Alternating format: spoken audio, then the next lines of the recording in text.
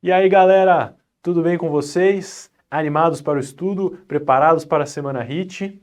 Dando continuidade à nossa semana maravilhosa, vamos agora para o segundo dia da semana HIT, aprender tudo sobre hérnias, como cai na prova, o que eu preciso saber, marcos anatômicos, técnicas cirúrgicas, detalhes das questões do que os examinadores gostam de pedir na sua prova. Vem comigo, continue aproveitando a semana HIT, aulas com especialistas e não perca a semana toda e todas as aulas que são muito boas. Vamos para a próxima aula, para o próximo módulo e siga firme nos estudos. Hérnias e parede abdominal. Tem prova que ama isso aqui, adora isso aqui.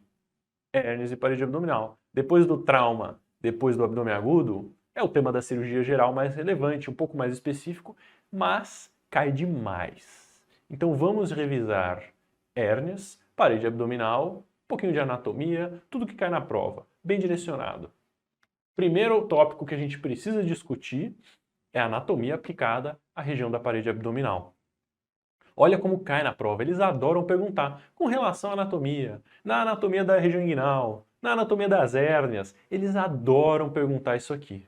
Essa questão é um pouco difícil, tem umas pegadinhas que a gente discute no final, mas é para você entender que a anatomia da parede abdominal precisa ser dominada. Antes da gente falar de anatomia, só lembra disso aqui para hérnias, tá? Se você entender isso aqui, você entende tudo, desde o conceito básico anatômico, fisiopatologia até o tratamento. O que é hérnia? Hérnia é um abaulamento, uma protusão ou projeção de um órgão, de partes de um órgão, através das paredes que o contém. Então é algo patológico. As vísceras, o aumento, o peritônio tem que ficar dentro da barriga. Se ele sai da barriga, se ele sai pela parede abdominal, é uma hérnia, está saindo de onde ele não deveria sair. E como elas se formam as hérnias? Por que a pessoa tem hérnia? Porque ela tem fatores de risco de dois principais grupos. Para todas as hérnias da parede abdominal, isso vale. Todas. Isso aqui vale igual. A gente vai ter aula de hérnia inguinal, hérnia femoral, hérnia incisional. Isso aqui vale para todas. Aí eu não vou ficar repetindo em todas as aulas. Quais são os grupos? Fraqueza da parede. Se a hérnia é um negócio que sai pela parede, ou a parede está fraca, ou a pressão que a hérnia está fazendo ali está aumentada. Ou os dois. Fatores de risco: tabagismo, desnutrição, imunossupressão, obesidade, tosse crônica. Tabagismo e obesidade faz os dois. Tabagismo na parede é fraca, porque o paciente é desnutrido, e tabagismo fica tossindo, também aumenta a pressão. O obeso é desnutrido cronicamente e ele tem muita gordura visceral, também aumenta a pressão. O obeso que fuma vai ter hérnia. Brincadeiras à parte, mas é um perigo. Certo? Para todas as hérnias isso aqui vale.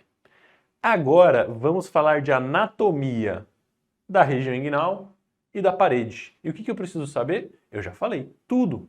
Tem que saber os planos, os limites, o que tem no canal inguinal, as hérnias, os pontos de fraqueza. Eles adoram cobrar isso aqui.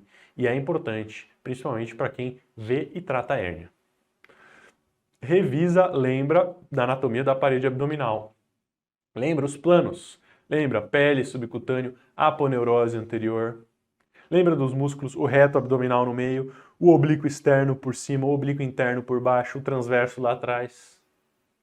Lembra que pele subcutânea e aponeurose. No meio tem a linha média, a linha alba, o reto do lado e os oblíquos dos outros lados. Lembra dos vasos epigástricos inferiores e superiores, dos nervos cutâneos vindo lá de trás. E lembra disso aqui, ó, isso aqui é muito importante. Uma versão transversal, agora cortamos, né? Estou vendo uma tomografia aqui, um corte transversal, e eu preciso lembrar dos planos. Quais são os planos? Olha, ele adora essa tecnologia. Lembra dos planos. Pele, subcutâneo, aponeurose anterior e músculos. E olha a diferença. Na parte medial, no reto, a gente tem a aponeurose do reto abdominal, que é constituída pela aponeurose do oblíquo externo e a face anterior da aponeurose do oblíquo interno. Tem o reto e tem a aponeurose posterior. A aponeurose posterior do reto é constituída pela face posterior da aponeurose do oblíquo interno e a aponeurose do transverso, certo? Isso é a parte do meio. Lembra que a linha alba é só uma linha alba, é a confluência de todas as aponeuroses. Então, no meio, quando você faz uma laparotomia, pele subcutâneo, se você acertar linha alba, gordura pré-peritoneal, peritônio. Isso aqui, né? Gordura pré-peritoneal, peritônio. Na lateral, do lado, a gente tem pele subcutâneo, aponeurose do oblíquo externo, aponeurose do oblíquo interno, aponeurose transverso, transverso, gordura pré-peritoneal, peritônio. Agora, cuidado. Voltamos para cá. Olha só a diferença. Com essa tecnologia fica muito legal, né? Nossa Senhora. Olha a diferença aqui, meus queridos. Abaixo daquela linha ali, eu vou mostrar com a setinha. Tá vendo isso aqui? Abaixo dessa linha não tem aponeurose posterior. É tudo para cima. Aqui não tem aponeurose posterior. O que é isso aqui? Isso aqui é a linha arqueada de Douglas. Abaixo da linha arqueada de Douglas, todas as aponeuroses confluem para cima. E para baixo não tem nada. Então, quando você abre embaixo aqui, você não vê mais aponeurose. Depois das aponeuroses, vai ter músculo e depois gordura pré-peritoneal peritônea. E vasos também. Eles andam no plano profundo, tá vendo? Nervos e vasos. Show de bola. Continuando. Lembra dos planos. A face transversalis é a facezinha atrás do transverso, atrás das aponeuroses posteriores, antes do peritônio. É uma fáscia que junta tudo ali. Muito bom. E a anatomia da região inguinal? Oh, meu Deus. Não sei o que está acontecendo. Então respira fundo, toma uma água, pega um café, uma bolachinha, e agora eu vou fazer um intensivão dessa anatomia de novo, falar tudo, aí a gente mostra os slides, você lê de novo, se precisar você volta aqui, que eu vou repetir. Vamos lá. Região inguinal. A gente precisa saber várias coisas. Olha essa imagem, eu vou dar um zoom primeiro nela. Imagina aqui, região inguinal. Certo? Pele, subcutâneo. Depois do subcutâneo a gente tem o quê? A gente tem na região inguinal a aponeurose do oblíquo externo. O oblíquo externo vem lá de cima e por cima dele vem a aponeurose do oblíquo externo e ela desce até lá embaixo. Mas o oblíquo externo não chega. Só chega a aponeurose do oblíquo externo na região inguinal. O oblíquo externo diminui e some e joga só a aponeurose até a região inguinal. E a aponeurose dele acaba no ligamento inguinal. Esse branquinho aqui espessado da espinha ilíaca anterosuperior até o pubis é o ligamento inguinal, que é um espessamento da aponeurose do oblíquo externo. Lá no pé do pubis, no finalzinho, tem uma abertura na aponeurose do oblíquo externo, que é o anel inguinal externo, que é a saída do canal inguinal. O conteúdo do canal inguinal sai pelo anel inguinal externo e vai para o testículo ou para a mulher lá, que é só o ligamento redondo. Eu abro a aponeurose do oblíquo externo, tiro ela da minha frente e eu vou cair no canal inguinal. O que tem no canal inguinal? Canal inguinal, funículo espermático, nervos. E abaixo do canal inguinal eu tenho a face transversalis, o chão do canal inguinal. O oblíquo interno, que também está lá em cima, ele não chega na região inguinal. Quem que chega na região inguinal? O cremaster, que é as fibras do oblíquo externo envolvendo o funículo espermático. E o transverso também não chega no canal inguinal. Quem que chega? A face transversalis, que é o chão do canal inguinal. Abaixo da face transversalis, gordura pré-peritoneal, peritônio. O que mais que a gente está vendo nessa imagem? A gente está vendo o reto abdominal, grudando lá no pubis. O reto abdominal é o limite medial da região inguinal. E o que é esse azulzinho aqui? Esse azulzinho é o famoso triângulo de Hasselbalch. O triângulo de Hasselbalch é a região da parede inguinal anterior que não tem musculatura, mais propensa a hérnias. E no triângulo de Hasselbalch são as hérnias diretas, direta pela parede posterior. Limites do triângulo de Hasselbalch: ligamento inguinal, vasos epigástricos inferiores, reto abdominal. Ligamento inguinal inferior, vasos epigástricos inferiores laterais e reto abdominal limite medial. Tá. E lateral aos vasos epigástricos inferiores, a gente tem a hérnia inguinal indireta. Ela vem pelo canal inguinal e ela é uma fraqueza na face transversalis. Além disso, a gente tem três nervos principais que a gente precisa conhecer. O nervo iliohipogástrico, que é o mais de cima. O nervo ilioinguinal, que é mais próximo ao ligamento inguinal. E o nervo ramo genital do nervo genitofemoral, que vai junto do funículo. Beleza? essa imagem aqui é a mesma coisa que essa imagem aqui. A diferença dessa imagem aqui mais lateral é que a gente está vendo um corte diagonal. Quem que a gente está vendo aqui? Oblíquo externo, fazendo o ligamento inguinal. A aponeurose do oblíquo externo fazendo o ligamento inguinal, que é o limite inferior do canal inguinal e da região inguinal. No meio, a gente tem o oblíquo interno, que faz as fibras do cremaster, que envolvem o funículo espermático. Posterior, a gente tem o músculo transverso, que solta a fáscia transversalis, que faz o chão do canal inguinal. Depois a gente tem o peritônio. No peritônio e na fáscia transversalis tem uma abertura, que é o anel inguinal interno, que é por onde entram todos os conteúdos do funículo espermático. E aí eles vão de lateral e profundo para superficial e medial e saem no anel inguinal externo, indo lá para a região inguinoescrotal. Essa é a região inguinal anterior. E aqui são os vasos epigástricos, tá vendo? Bem posteriores. Sensacional essa aula, sensacional essa aula. Muito bom. Vamos rever. Anatomia, rever. Limite anterior do canal inguinal, aponeurose do oblíquo externo. Acaba no ligamento inguinal. O limite inferior é o chão do canal, a face transversalis. Às vezes tem um pouquinho de transverso, às vezes tem gente que tem um pouco. Onde começa o canal inguinal? Lateral e profundo no anel inguinal interno. E aí ele sobe e vem superficial para o anel inguinal externo. O que tem no canal inguinal?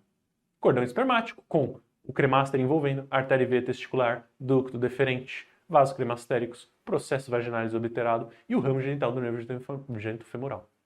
Nas mulheres, é só o ligamento redondo. Show de bola! E as hérnias que a gente já discutiu, lembra na anatomia? A hernia inguinal pode ser direta, pela fraqueza da parede posterior pelo triângulo de Hasselbalch, ou indireta, pelo canal inguinal, uma fraqueza no anel inguinal interno. Maravilha! Com relação à anatomia da parede, o que está correto?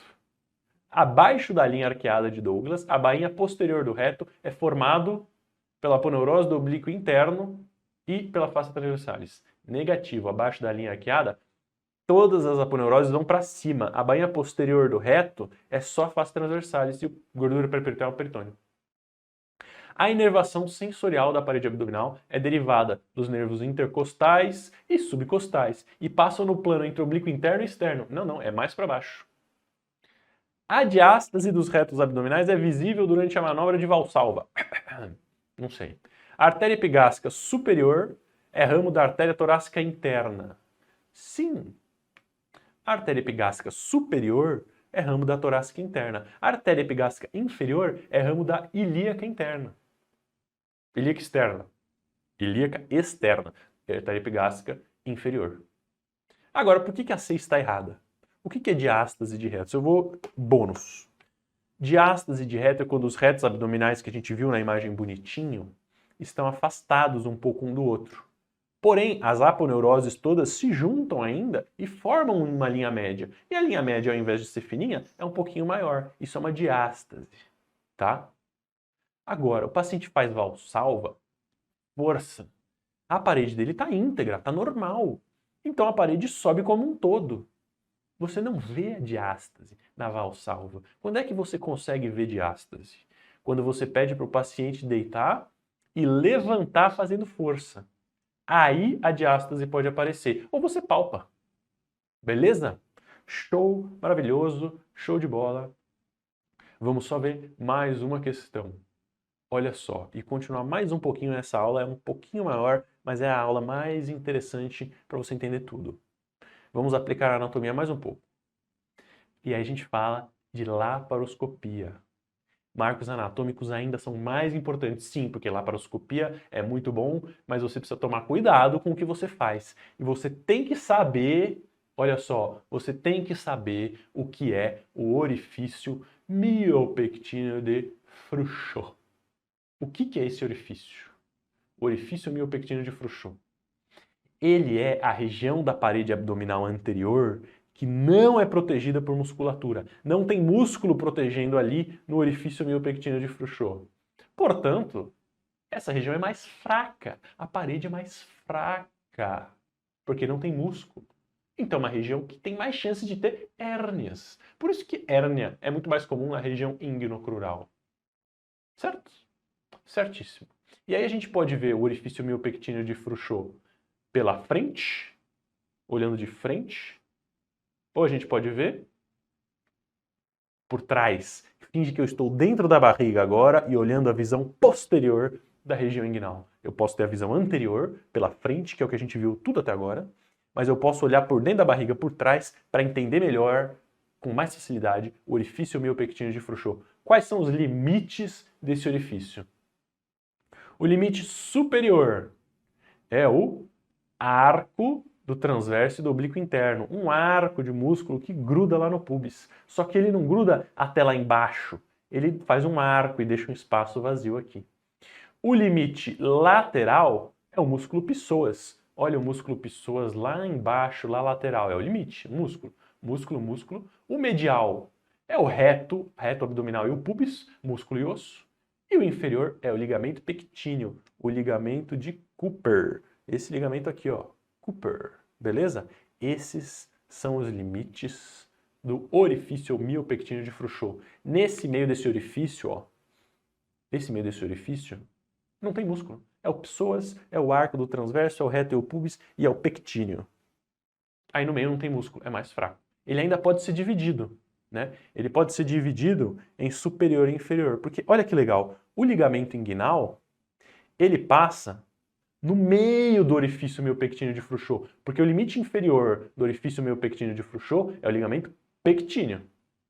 O inguinal passa no meio e lá na frente, né? Porque o inguinal é da aponeurose do oblíquo externo. Então, anatomicamente, ele está lá na parede anterior, mas ele está passando aqui entre a espinha ilíaca, entre o superior e o pubis. Então, ele divide aqui no meio e a gente vai entender. E aí ele divide. Como? Para baixo do ligamento inguinal tem hérnia femoral, porque é na região femoral. Lembra, as hérnias inguinais são acima do ligamento inguinal. E ainda acima do ligamento inguinal, a gente pode dividir as hérnias inguinais. Lembra quem tem ali dividindo? Os vasos epigástricos inferiores. Medial aos vasos, direta, lateral aos vasos, indireta. E na prática é assim que a gente vê. Olha que coisa maravilhosa. Essa imagem desse artigo é muito boa. A visão posterior. Aqui eu estou fazendo uma laparoscopia. Eu estou olhando de dentro para fora a região inguinal. E eu vou mostrar um pouquinho, mas a gente vai discutir isso com muita calma na próxima aula, para não ficar muito confuso. O que eu estou vendo aqui? A região inguinal por trás, aquela foto. Essa parte tem peritônio ainda, que é a última camada. E a letra B, eu tirei o peritônio. E o que eu estou vendo na letra B? Vê comigo. Ligamento de Cooper. Pubis e reto abdominal. Arco do transverso e do oblíquo interno. Músculo psoas. Orifício miopectíneo de Frouchot. O que tem dentro dele? Pode ter tudo. Pode ter hérnia femoral, hérnia inguinal direta, hérnia inguinal indireta. Tem os conteúdos do canal inguinal do funículo espermático entrando no anel inguinal interno. Tem os vasos epigástricos inferiores. Na aula de laparoscopia a gente vai ver tudo com muita calma. Aqui é só para você entender a anatomia. Show de bola. E essa aqui então? Quais são os limites do orifício miopectíneo de Frouchot? As questões perguntam a si mesmo. Perguntam onde é o orifício miopectíneo de Frouchot, quais são os limites, aonde fica a hérnia inguinal direta, indireta. Eles perguntam quais são os limites. Pubis, pectíneo, reto, psoas, arco transversal, arco do transverso do oblíquo interno. Show, muito bom, nunca mais esquece. Gruda essa imagem na testa, cola no teto do quarto. Guarda essa imagem. Agora sim, vamos para o que interessa. Vamos falar de hérnias inguinais. E aí, para a sua prova, infelizmente, você precisa lembrar da classificação de Nihus, que é o menos importante quando você vai cuidar de um paciente com hérnia inguinal. Mas é uma classificação das hérnias da região inguinocrural que eu acho inútil, mas que cai na prova. Quase inútil, né? O que é? Tá aí a classificação de Nihus. A classificação de Nihus. Tipo 1 é uma hérnia inguinal indireta, você já conhece. O tipo 2 é uma hérnia inguinal indireta com um anel inguinal interno, que é uma abertura na face transversalis, dilatado. O tipo 3 é o defeito na parede posterior, então é uma hérnia direta ou é uma hérnia indireta com um defeito da parede posterior, então tem mista, ou uma hérnia femoral lá por baixo. E o tipo 4 são as recorrências, recidivas. A direta, B indireta, C femoral, D mista. É isso, classificação de Nihus. E olha como as provas são desgraçadas. Esse paciente aqui tem um abaulamento na região inguinal e fez um ultrassom que viu uma hernia inguinal direta, com falha na aponeurose. Qual o tipo? 3A. Falha na parede posterior, direta.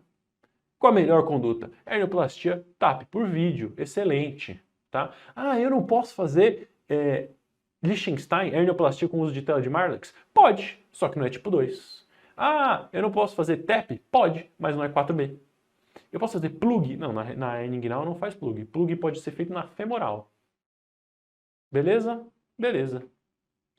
Como é que eu faço diagnóstico e tratamento? Agora sim, agora a gente fala coisa legal. O diagnóstico de hernia inguinal é clínico, exame físico. Posso fazer imagem em alguns casos específicos. E qual que é o tratamento padrão? Cirúrgico. Certo? Clínico, cirúrgico. Por isso que eu opero hérnia. Hérnia é uma doença mecânica, anatômica. Pode ser que na medicina daqui a pouco a gente nunca mais opere câncer, bariátrica ou qualquer outra coisa. Porque tem outros tipos de tratamento. Hérnia é mecânico. Sempre vai precisar operar a hérnia. Quem tem hérnia tem que fazer cirurgia. A cirurgia vai avançar, vai ter robô, vai ter um monte de coisa, mas vai fazer cirurgia. Eu sou cirurgião, eu opero hérnia. Quem opera câncer, bariátrica, vai perder o emprego. Hora da polêmica, hein? Tô brincando, tá, gente? Olha só, hérnia inguinal. Muito mais comum em homens, muito mais comum na região inguinal. As hérnias inguinais são muito mais comuns em homens. As hérnias femorais são mais comuns em mulheres. Mas as mulheres têm mais hérnia inguinal do que femoral. A hernia inguinal direita é mais comum do que a esquerda. Dizem por um processo biológico, porque o sigmoide protege ali a região inguinal. Tanto faz. Diagnóstico clínico. Dor, sensação de peso, piora quando eu faço esforço, doutor. Você vai examinar. Fica de pé, faz força, você põe o dedo no canal inguinal. Tosse. Se a hérnia bater aqui, ela está vindo pelo canal inguinal, então ela é uma hérnia inguinal indireta. Se a hérnia bater aqui, ela está vindo da parede posterior, então é uma hérnia inguinal direta, lateral ao dedo, tanto faz. Femoral, ela está abaixo do ligamento inguinal, você vai sentir ela por baixo, mais difícil de examinar. Exames laboratoriais para diagnóstico? Não serve para nada, a não ser em caso de complicação. Acho que está encarcerada, o paciente tem dor abdominal também, você vai colher para ver o risco, leucocitose, disfunção renal, não tem nada a ver com a hérnia. Fiz o diagnóstico clínico. Ah, mas e os exames de imagem? Vou fazer quando?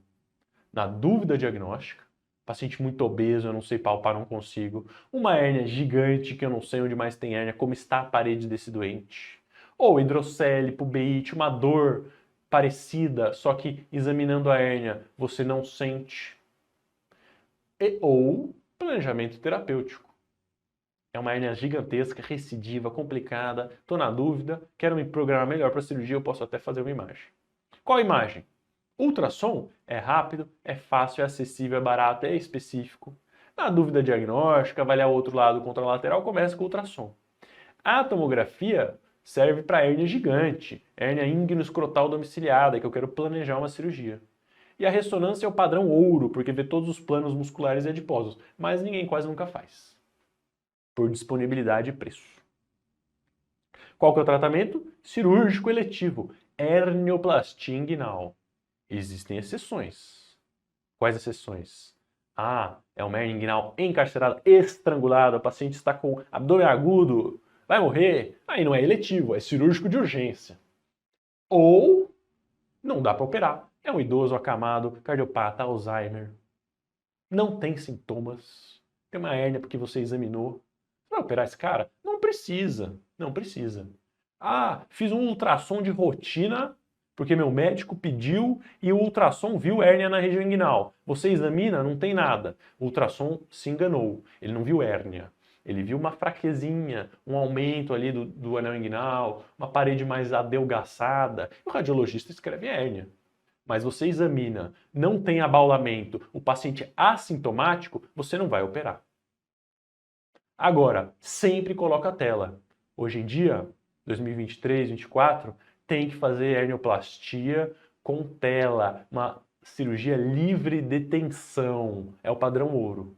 Ah, é uma hérnia estrangulada, tem cocô na região inguinal, abdômen agudo perfurativo, Tá podre a parede. Mas aí não é nem uma hérnia, né? É um abdômen agudo, uma infecção de parede, é outro diagnóstico. Aí você não vai acabar num ponto tela. Vai fazer uma cirurgia menos controlada para salvar da urgência e depois você vê o que faz. Discutível. Não quero pôr tela de jeito nenhum, não tenho tela. Estou no Canadá. Eu posso discutir fazer Shouldice, que é uma cirurgia padrão ouro sem tela. Mas hoje em dia não se faz, porque a tela é muito melhor. Beleza? E já discutimos um pouco, né? Por que operar todo mundo? Porque o risco de encarceramento permanece ao longo da vida. E a cirurgia eletiva tem menor risco de complicações. É uma cirurgia simples, rápida, melhora os sintomas se o paciente tem ou evita piora. Claro, como eu comentei, watchful waiting é aceito. Melhor em homens, que têm menos risco de complicações do que mulheres, e assintomáticos. Se tem sintomas, você vai ter que discutir, melhor operar. A não ser que você queira paliar. Existe isso também, né? Não é raro. E como eu comentei, achado de exame não é hérnia. Hérnia é a protusão, abaulamento. Tem que ter sintomas, tem que ter exame físico. E quais são as complicações de uma hérnia inguinal? O encarceramento ou o estrangulamento. Como assim? Olha, a hérnia é uma protusão, abaulamento que sai e volta. Agora, se ela sai e não volta mais, ela encarcerou, está presa, encarcerada. E aí, como ela está presa, as estruturas começam a ficar comprimidas e edemaciadas, porque diminui o retorno venoso. O edema vira isquemia, vira necrose, estrangula, morre. Conduta na encarceramento e estrangulamento, cirurgia de urgência. Não pode esperar. Certo? Tem que operar na urgência. O encarceramento e ou o estrangulamento. Você não sabe se está estrangulado ou não. Você tem dicas, mas a princípio tem que operar. Como? Ignotomia, acesso anterior, cirurgia por ignotomia mesmo, ou por vídeo. Liechtenstein Tap-Tap. Laparotomia, só se tiver peritonite, sepse. Aí é um abdômen agudo, perfurativo obstrutivo. Não é mais uma hérnia encarcerada, estrangulada.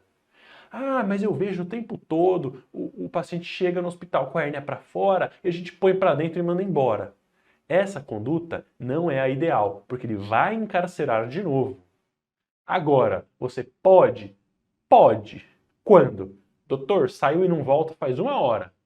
Não tem sinal flogístico, não tem dor, o paciente está bem clinicamente, não está estrangulado ou baixa chance de estar estrangulada. E o paciente não quer operar, ele tem alto risco.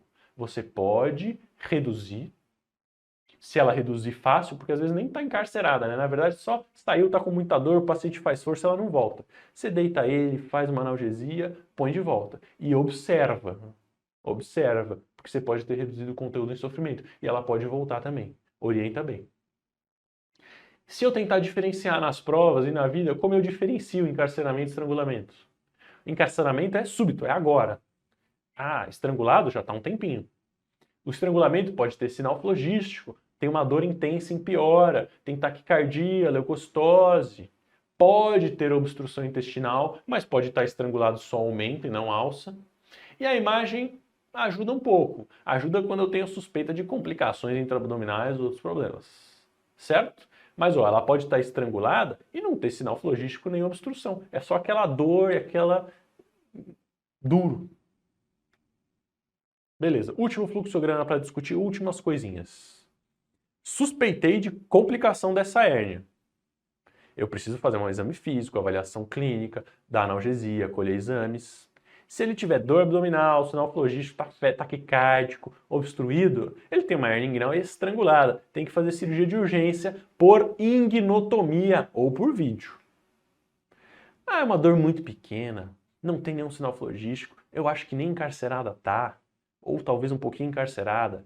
Eu posso tentar reduzir manualmente. Idealmente já faz a cirurgia. Deu certo? Não deu? Cirurgia de qualquer jeito. Deu certo? Vou observar e marcar a cirurgia. Esse paciente tem que operar. Mas cuidado! Cuidado, a hérnia pode ser cronicamente habitada, tá? É diferente. Como assim? É aquele paciente que fala, doutor, eu tenho uma hérnia aqui no testículo faz 3 anos. Faz um ano. Você vê, você examina e tem uma herniazona lá. Uma herniazona lá. Há muito tempo. Tá com dor? É um pouquinho. Tá inflamado? Não. Isso não é um encarceramento, estrangulamento agudo. Isso é uma hérnia habitada, domiciliada. Ele já tem essa hérnia há muito tempo. A conduta aí é cirurgia eletiva também. Cirurgia eletiva. Olha como cai. Olha como cai. Vamos fazer junto. Já tem a resposta, não importa. É você analisar a questão comigo e entender o assunto como cai. Homem, trabalhador, dor inguinal à direita, 3 dias. 3 dias. Com distensão. Abdômen globoso, distendido, depressível, não tem peritonite. Abaulamento não redutível. Opa, está estrangulado ou encarcerado. 3 dias. Não tem hiperemia. Mais para encarcerado, não tem peritonite. Qual é a alternativa correta? Hérnia inguinal encarcerada. Trata-se de provável hérnia inguinal encarcerada ou estrangulada. Pode ser sim, tem dor, tá lá, não volta. Conduta inicial, inguinotomia. Se tiver alça isquêmica, eu faço a enterectomia pela própria inguinotomia e ponho para dentro. Eu não faço laparotomia porque não tem peritonite, choque séptico. Eu não faço redução. O ideal é operar, tá? Ah, fiz morfina, ela voltou sozinha. E agora? Tem que operar. Idealmente por vídeo, porque você vê a alça se está em sofrimento ou não. Se não der fazer vídeo, você não tem vídeo, aí é bem discutível, mas talvez seja melhor fazer uma mini laparotomia para olhar as alças. Beleza? Você não pode deixar a alça em sofrimento lá dentro. Olha a questão. Em relação às hérnias inguinocrurais em adultos, quais são os itens? Julgue os itens e me diz quais são verdadeiros, quais são falsos. O tratamento cirúrgico é indicado para homens sintomáticos com hérnia inguinocrural. Acabei de falar na aula. Sim. O tratamento cirúrgico é indicado para mulheres não gestantes com hérnia inguinocrural, seja ela sintomática ou assintomática.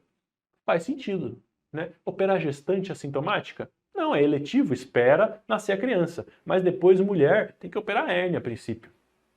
O diagnóstico de hérnia inguinocrural deve ser feito pelo exame clínico. Sim, exame clínico.